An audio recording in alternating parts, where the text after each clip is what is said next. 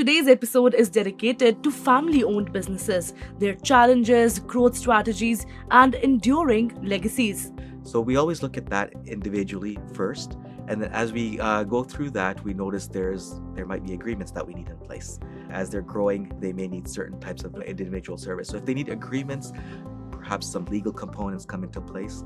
Dear folks, family-owned businesses are the backbone of our economy, but they come with unique challenges. With the proper guidance and strategies, these businesses can thrive across generations. When you're running a business, there's so much more. You need to know, do I need to have it set up as a sole proprietor, a corporation, partnership, or a joint venture? To our listeners, planning for growth and sustainability goes beyond just crunching numbers. It's about laying a strong foundation for future generations.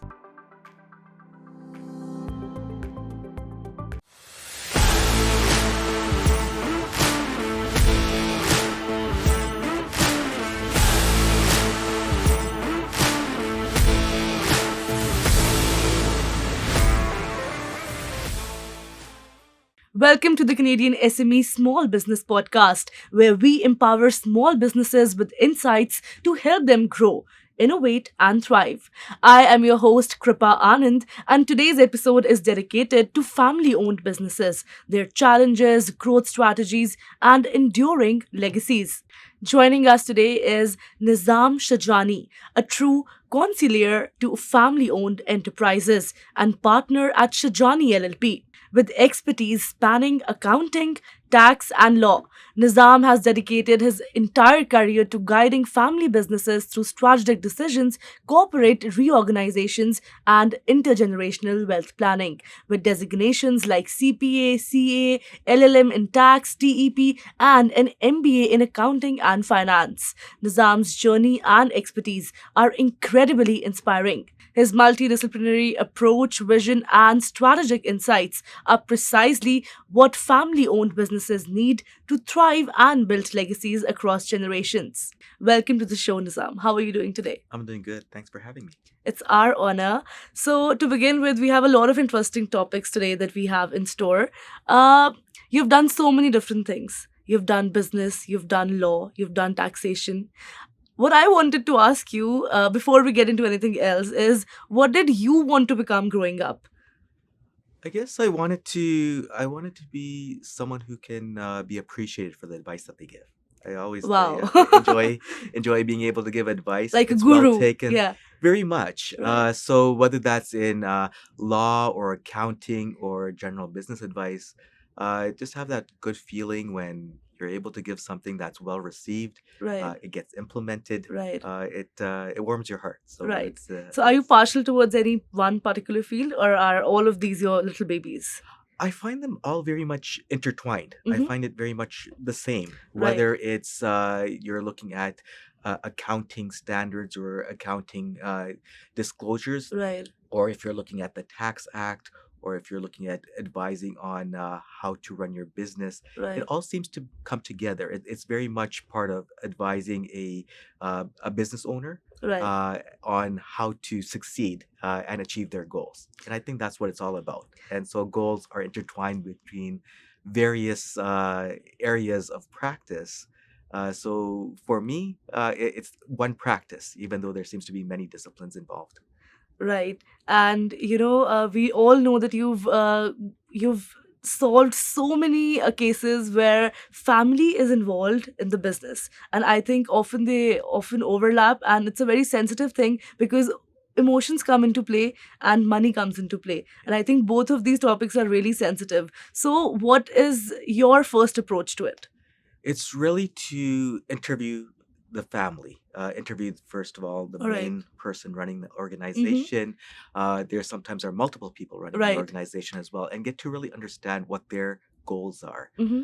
So our initial process is to go through a goal achievement process Mm-hmm. interview. Mm-hmm. We do that every year as well with our clients to make sure we understand what direction they want to steer their ship, and then if we can get them the information they need to turn towards that direction, that's So all you the better. start with interviewing the family and getting into their mind, their thought process, and how they function, correct? Very much, yes. Right. Dear folks, family owned businesses are the backbone of our economy, but they come with unique challenges. With the proper guidance and strategies, these businesses can thrive across generations. Can you share an overview of Shajani LLP for all the listeners who are hearing this for the first time? And how does it uniquely supports family owned businesses? Well, the foundation is an accounting firm. So we provide accounting services to our clients. Mhm. So you could be looking at something as compliance work. People need their financial statements Right. prepared. They need to file their tax returns.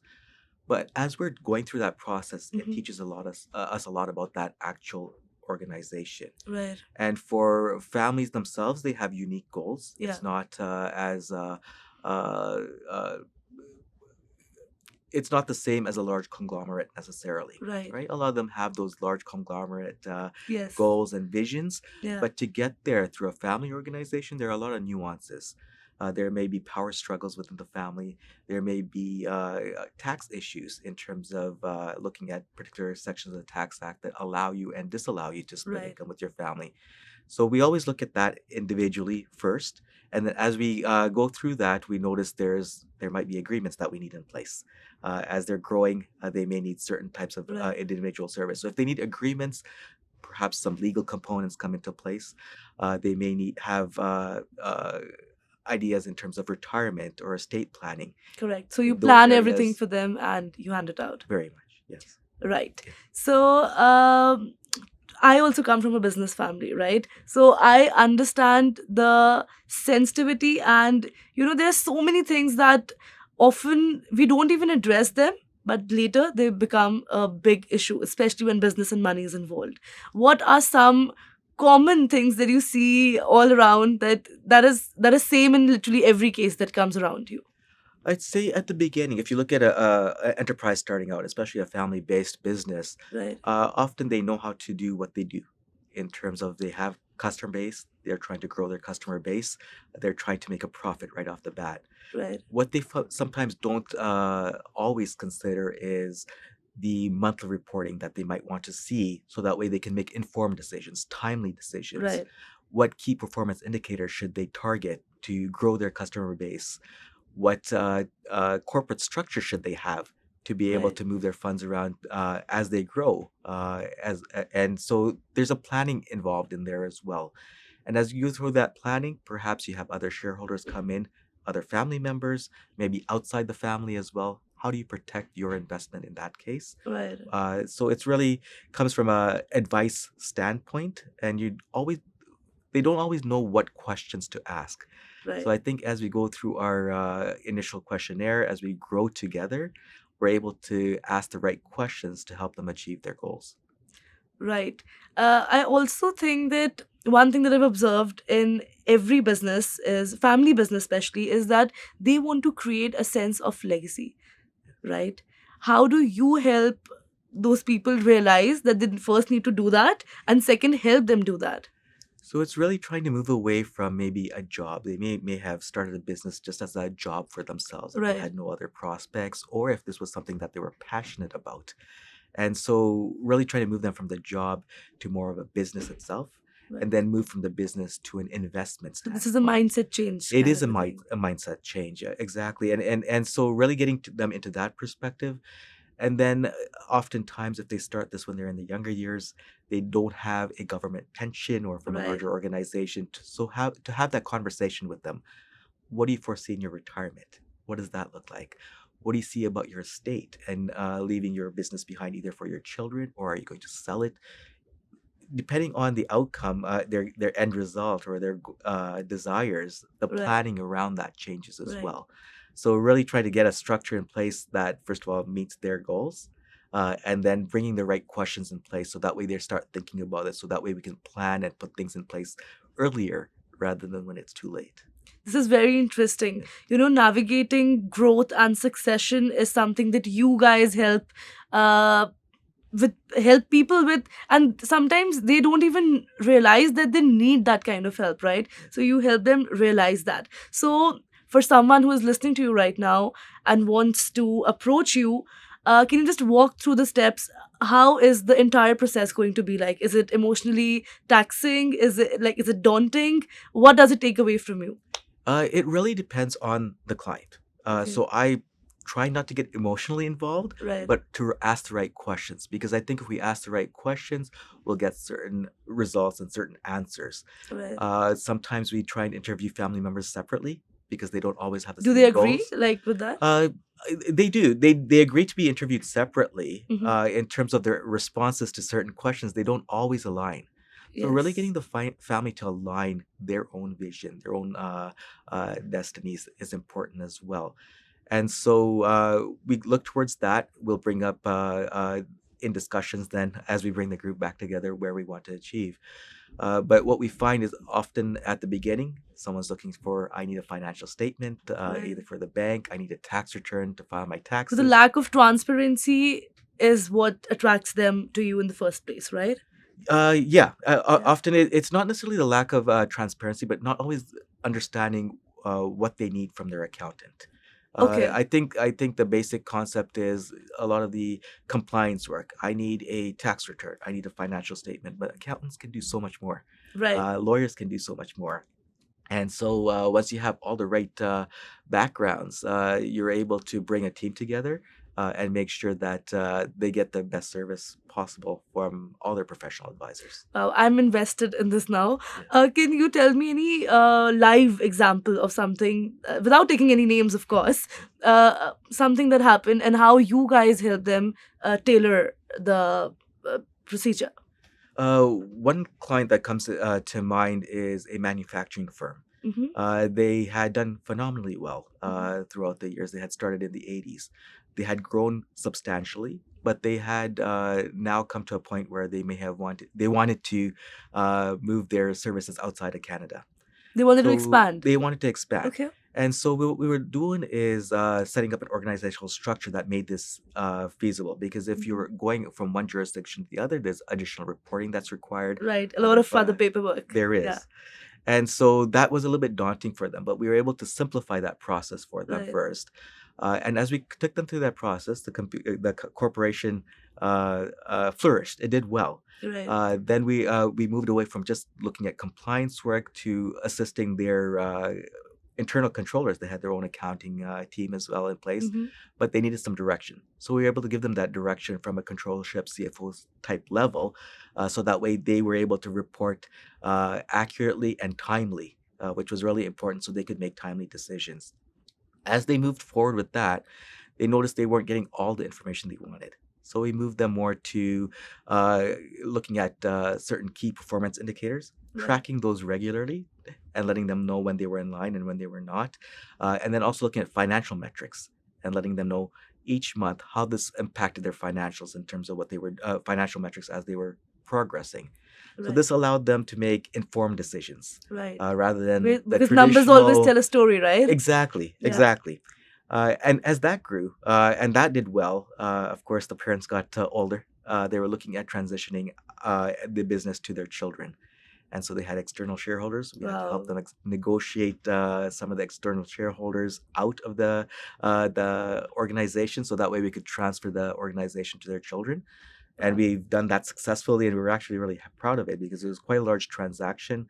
I think we've done really well for the family themselves, and that also, while we were doing that, we were able to build in a retirement plan for the patriarchs Wow. of the family as well. So we So had all their in one retirement. package. It was all in one package, but it was over a period of time. Right. And so, and as we kind of have that large organizational structure for the children, we want to maybe shrink it a little bit for the patriarchs, make life easier in retirement, because you don't want something Right. too complicated in retirement. So you want Right. something a little bit easier to manage as well. Right, because aging is natural, right? And every one of us will eventually come to that point where we'll require this kind of thing in our lives. And something with what you do, it makes our lives easier, I would say. So it's commendable what you're doing, and kudos to you for that. Thank you. We've explored the strategic plans designed for family owned businesses.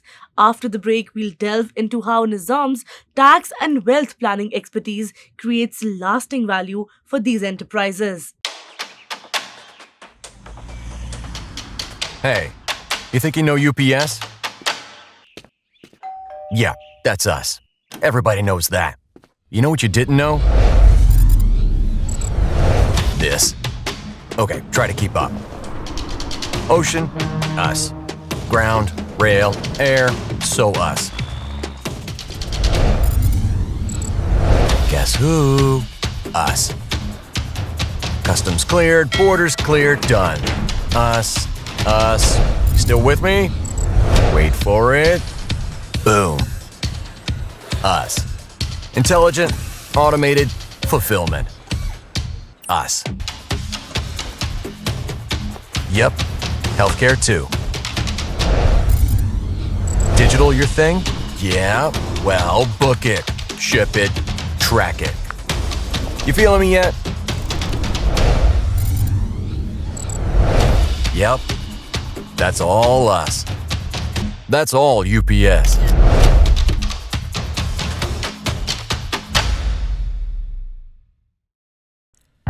Four billion people check their email every day. That's 4 billion missed opportunities if your message doesn't make it.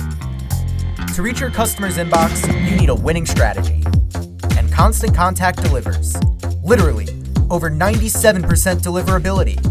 Elevate your email game with easy-to-use templates, writing assistants powered by AI, and in-depth metrics.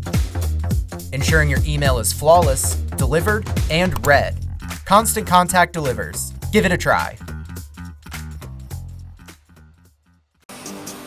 At IHG Hotels and Resorts, we're in the business of you.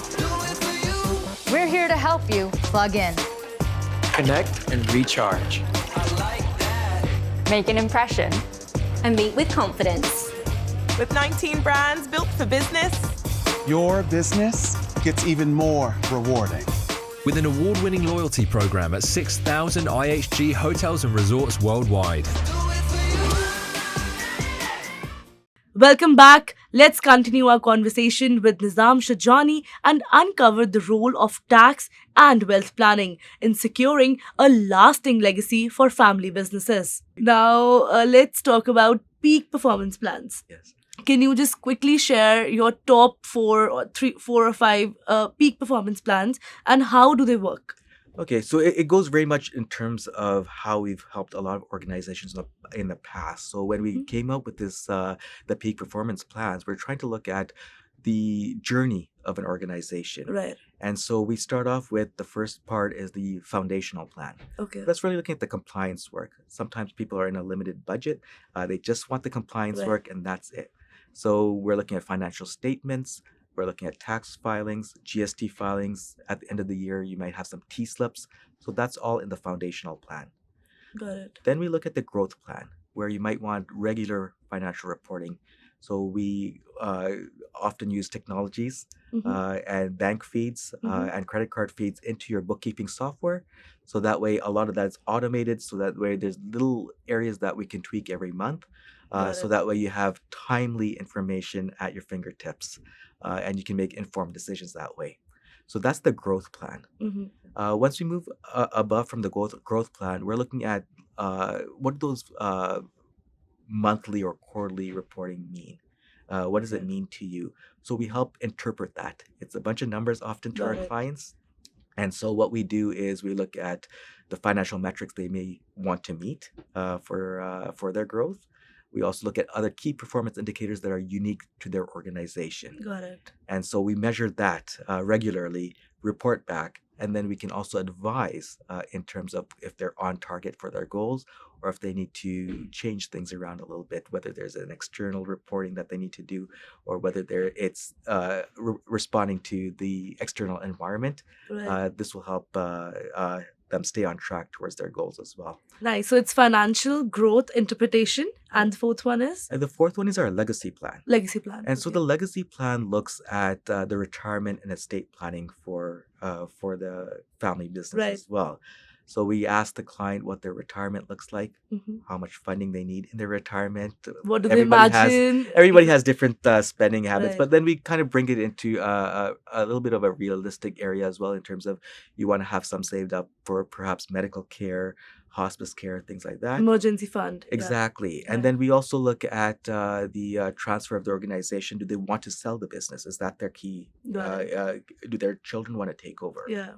And if their children want to take over, how can we get that to their children tax efficiently? And then also the estate planning part comes in place as well, because as we pass away, there's tax requirements and there's other filing requirements. So we try and put everything together in the legacy plan for that. So it really comes full circle in terms of how we're moving the organization throughout a journey. Wow, I think you've answered that really well. And all these things are very overlapping, and some of this sounds gibberish for a person who does not know anything about accounting or law or business. But I think you in yourself are a one-stop shop for everything because you've done so many degrees, you know it all. You're that kind of a person. So amazing to you for being that person and helping so many different lives in Canada and throughout the world. Thanks. We do partner with a lot of other service providers as well, which works well. So we have a lot of expertise in a lot of areas, which we're very proud of. But I think that also helps us navigate the journey for our clients as well. Right. Where we're able to talk to other service providers, whether they're financial advisors, other lawyers that specialize in certain matters, which we often work in building our network. So this really helps with providing that full service right out of our organization. Wonderful. So now I have to ask this. What inspired you to begin Shajani LLP in the first place? Did you want to help? Was it community building? Was it just you? Was it your passion? What was it? What was the fire inside of you? I want our listeners to understand that so that they can also work with the same amount of whatever fire was inside of you. I think it was just a passion to want to help others. So this started off with my dad. My dad started this firm back in 1984. Wow. And he started as a sole proprietor. He grew it with my brother then, who joined him. I came in after. I was the youngest. And so I came in a little bit later after kind of exploring the world out there. Every younger child ever. Seems to be that way. And so, just building on the shoulder of giants, right? With my dad and my brother, they really enticed me to come into the accounting world. But as I was there, I had a strong background in assurance, but I found that that's not always what our clients wanted. They were looking at tax matters as well. Right. And as I explored tax, I found advice was well received. Clients appreciated that. But then that was your fuel. When you help someone and the happiness on their face. Yes. Yeah. But then I wasn't really at the top, because then once you got to a certain matter, it seemed like, oh, now you need a tax lawyer. So I'm like, oh, then I should go into look at my in-depth tax, get a better background there, look at tax law, and then as you were in tax law, there's certain matters that you need to have your general law degree as well. So then I moved towards general law. But as I was growing, I always built a network in all of these different niche areas, even in the finance area, and working with a lot of our finance partners as well. Just so we were able to fulfill our clients' goals, because they would need a certain aspect or a certain service that perhaps we didn't provide it out of our organization. Right. So I would study it, I would understand it well, but then I would also bring on people who are well experienced in the area as well to give the best service to our clients. And as we did that, we grew. We were able to get the knowledge within our firm. We were able to get the experience within our organization as well. Right. And so I'd also say it's not just me anymore. We have a good team. We have a team of over 25 now. We invest in our team. We train our team. We train them very well, so that way they're also able to provide excellent services to our clients. So perhaps partners review everything, but we also rely on a very smart, astute team to help us get our clients to achieve their goals. This is exactly what sets apart a boss from a leader, because a leader is someone who takes the team along with yourself, right? I think you're a great leader as well, because you're not just taking all the credit to yourself, you're giving the due credit to your team as well. To our listeners, planning for growth and sustainability goes beyond just crunching numbers. It's about laying a strong foundation for future generations. The choices you make today will shape the world tomorrow. Start taking meaningful steps now to ensure your lasting legacy. Now, you're making it sound like a piece of cake, which I'm sure it was not, right? You must have come across a lot of challenges that you just overcome, like every single day without even telling everyone, right? What are some of the challenges that you overcame in the past, and what advice would you give to the young entrepreneurs watching you and who are in a lot of stress in their mind? I think sometimes bringing clients into perspective. We know a lot. We're not perfect. We don't Right. know everything. So sometimes it takes time to get the right answer. Right. So it's really finessing, and I think it's really training our clients to say, "Listen, you can give us a garbage bag full of receipts, but we need to ask questions to understand exactly what those receipts mean, so that way you can categorize it appropriately."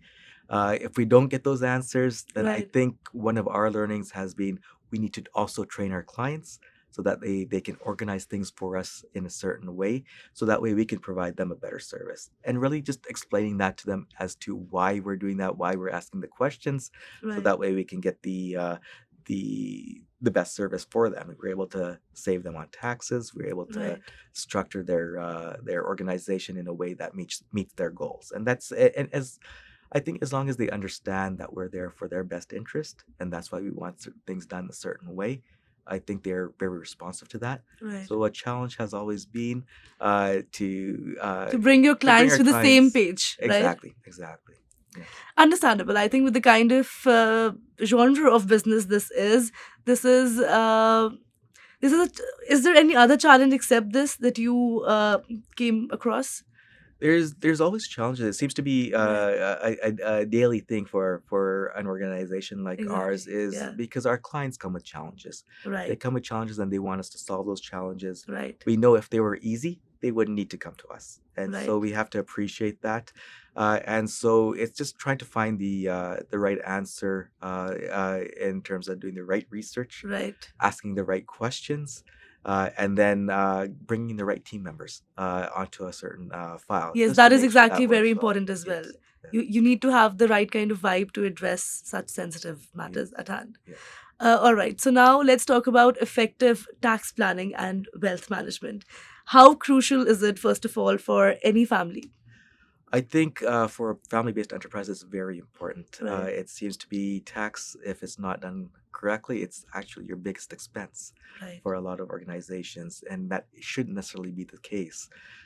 Governments change. As governments Policies change, change. policies Right. change, rules change, and so sometimes you have a environment that's susceptible to owner-managed enterprises. Right. Sometimes you don't. Right. And so, what we need to do is really navigate our clients towards the right avenue, use the rules to their advantage, Right. so that way we can save them the most amount. It's not always the biggest return we find, but it's the most that ends up in their pockets Right. and what helps them achieve their goals. And that's always what we're trying to achieve. So, in tax planning itself, we start off with the what their goals are, Right. and then we suggest an organizational structure that will help them meet those and achieve those goals. And we're also cognizant that things change. So we try and sit down with our clients. We offer them a opportunity to meet with us for sure Right. annually. And so when we do that, we try to find out, okay, this is your performance in the past, but where do you want to go in the future? And how can we get you there? So basically, what you do is a therapy session for family businesses. Sometimes it feels that way, especially when the economy is in a downward swing. Right. Often it feels like a therapy session because Right. it's trying to figure out cash flow. It's trying to figure out where do we go from here. Right. And And what do you we- expect in terms of your expectations also? It's very difficult to manage the expectations. Exactly. Right. And there's opportunities out there. So we're just Right. always trying to be astute as to what's going on in the economy. Right. So that way we can guide our clients towards where the opportunities are. Dear listeners, securing your financial future begins with thoughtful planning and the right expert guidance. It's not just about the present, but about building a legacy that lasts for generations. Don't wait. Take the first step today to ensure your financial success tomorrow. Very nice. So now, very quickly on your fingertips, if you could just tell us the strategies you'd recommend for family businesses to secure their financial future and to build a legacy and to keep a legacy with the next generation as well. I'd say planning. Know where you want to go. Okay. Work with an advisor that you can relate to, that you can speak openly to, Right. and that doesn't necessarily pretend to know all the answers, but is able to find you the answers, be able to navigate you towards the right directions. A lot of enterprises, they'll concentrate on, this is how I make money, this is how I save on costs, and that's all they look at. Right. But when you're running a business, there's so much more. You need to know, do I need to have it set up as a sole proprietor, a corporation, partnership, or a joint venture? Do I need a trust? So really trying to get those answers from your professional advisor, that's where it goes a long way. So partner with your professional advisor would be my initial advice. Once you've sorted out your goals and partnered with your professional advisor, then monitor. Don't just leave it at that. Go through your financial statements. Because a lot of people do this mistake. They do the first two steps and then they just sit back and fold their hands. So it's not just foundational. I can understand if you're doing foundational work, as in compliance work, just at the beginning, to save costs. But look at your financial statements. Ask questions if you don't understand. That's really important. Right. And as you get through to those questions, it'll tweak responses in your mind in terms of what you need to do. And then move from there to see if you need to look at this financial information more regularly rather than once a year. Look at it regularly, and then you can plan from there, because it's sometimes easier to change course in the middle of the year rather than 3 months after the year has passed, when you're filing your tax returns and looking at your financials for the first time in a while. Right. So that would be the next part. And then I would say, when you go from there, figure out which metrics you need to measure. Right. Figure out key performance indicators. Do you need more customers? Is that your goal? Why do you want more customers? And so is it for the bottom line? Are you looking at boosting your top line, your revenues, your bottom line, your net income, and why? And then when you go from there, also keep the big picture in mind. What are you doing with your business? Why are you in that business? What do you want to achieve? What do you want to do with your business when you retire? Do you want to retire? And what does that look like? And then one question builds on the other. And so it's not always just looking at one piece of the puzzle, but looking at everything. Multiple pieces and then bringing them together. Yes. Nice. So the legacy plan that you guys offer, how difficult is the transition into something smooth? Because when people come to you, they come with a lot of challenges, right? And with the legacy plan specifically that you guys offer, how smooth is the transition while also maintaining and safeguarding their vision and values? We find that sometimes as people are moving towards the legacy plan, their goals change as well. Right. So as their goals change, we need to shift our planning. But we are cognizant that may happen. It happens for a lot of people. So we kind of keep those in the back burner. So that way it's easy to navigate. But really asking the right questions will make all the difference in the world. Right. So when we go towards the legacy plan and the transition, sometimes it's just it's a mental shift, especially for the patriarch.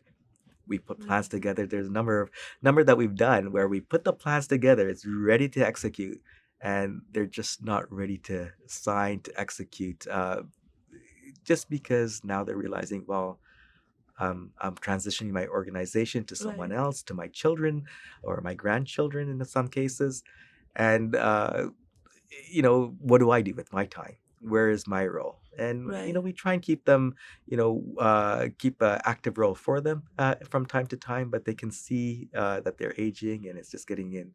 I guess getting through the realization that it hits you. It hits you. It's a certain change in your journey in life itself. So. Right. So for all the listeners who are listening to you right now and who are thinking that, oh yeah, what he's saying is so true, and I do have this problem in my family business, but I can't say it out loud right now, or we don't talk about it. We just, put it under the rug. I think what they don't realize is that they are hindering their own growth as well in the business, right? For all the people who want to come to you but are hesitant, what would you like to tell to them? Before we let you go, one final message that will convince them to come to you. I would say we look at the whole big picture. We don't just look at individual planning. And one thing that you noted is people are hesitant to talk. Yes, they are. And that is very old school thinking where Yes. don't talk about finances, don't talk about it with the Yeah. family, don't talk about it with your children. Right. And we actually go on the opposite side. We encourage them to talk about it. You might have a will, but it's good if your children and your family know what's in your will ahead of time so that they can have the opportunity to ask questions. Right. Something is written out. It may not be interpreted the way your wishes are. So it's good to have those conversations in terms of what your wishes are, Right. in terms of your business itself. It's important to talk to your children about that as well. Right. The patriarch may assume that the children want to come into the same business as they do. Right. Children may have different ideas, and we're able to navigate that as well. We can talk about diversifying the business.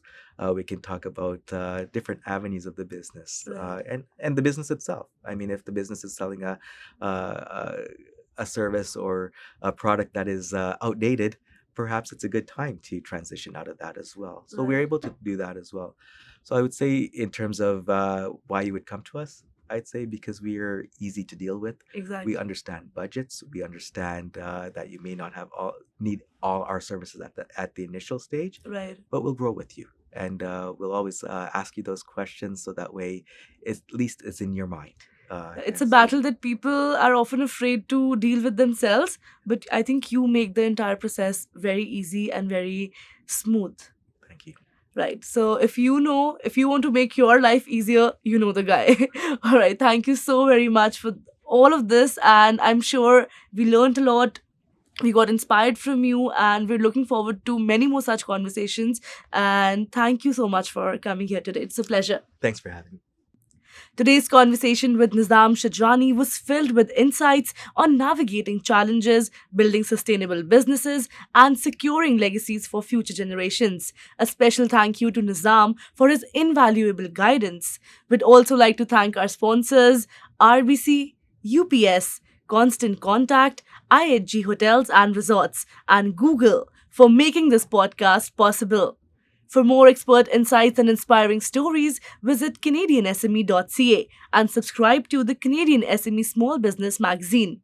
Until next time, this is Kripa Anand signing off. Stay focused, stay informed, and keep building your legacy. See you in the next episode.